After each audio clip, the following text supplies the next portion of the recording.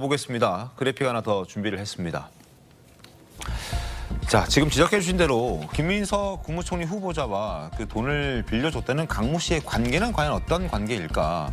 2018년 4월에 있었던 그 4천만 원에 대한 돈뿐만 아니라 2005년 김민석 후보자가 유학 시절에 매달 일가족 생활비 명목으로 1년 9개월 동안 월 평균 450만 원을 지원했다는 겁니다.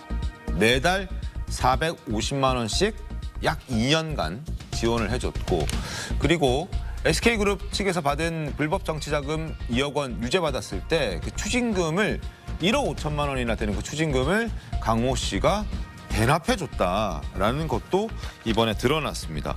국무총리 후보자에 관련해서도 새로운 의혹들이 지금 제기되고 있습니다. 오늘 아침 신문에서 김민석 후보자가 과거 억대의 돈을 빌리고도 갚지 않았다는 의혹이 제기됐습니다. 화면 함께 볼까요? 돈을 빌렸는데 7년째 갚지 않았다. 이게 2018년 4월에 강모 씨로부터 4천만 원을 빌렸고, 그 이후에 추가로 10명에게 1억 원을 빌렸습니다. 뭐 얼마씩 빌렸는지 모르지만 10명에게 빌린 돈을 합하면 1억 원입니다.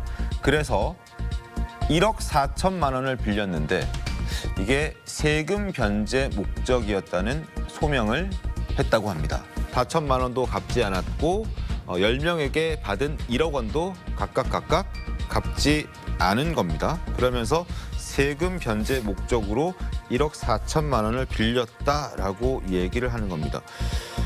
이해가 잘 안 갑니다. 세금 변제 목적으로 무슨 1억 원 4천만 원을 어떻게 빌려서 어떻게 썼다는 겁니까? 그러니까 이것이 어떤 추징금을 또 갚는 데도 썼고, 네. 여러 가지 용도로 사용을 하면서 계속 이 강모 씨뿐이 아니고 또 다른 10명에게서도 이렇게 돈을 빌린 게들이 있어요. 그래서 이거 핵심은 이게 과연 채무금인가, 나중에 돌려줄 돈인가, 아니면 채무금을 빙자한 이 정치 자금을 받은 것인가, 이게 이제 앞으로 핵심이 될 거거든요.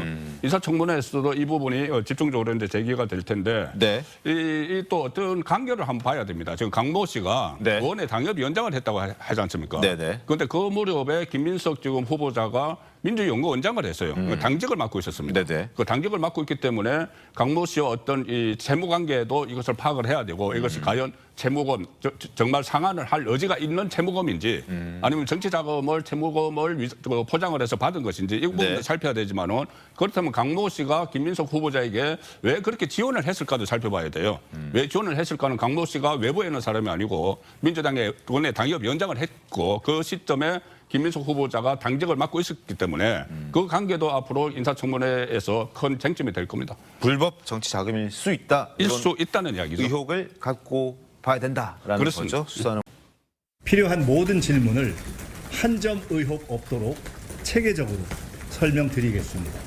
인사청문 과정에서 또는 언론에서 문제를 제기하실 때는 기초적인 조사는 마치시고 질문하시는 것이 좋을 것 같다. 반납을 했느냐 등등의 질문은 사실은 기초적으로 이미 다 끝난 문제이기 때문에 그 정도는 확인하시고 질문해 주시는 것이 과거에 한국 검찰이 어떤 방식으로 일했는가 하는 것을 보여드리고 또 확인할 수 있는 좋은 하나의 사례가 될 것이다. 이렇게. 정원재 대변인님, 네.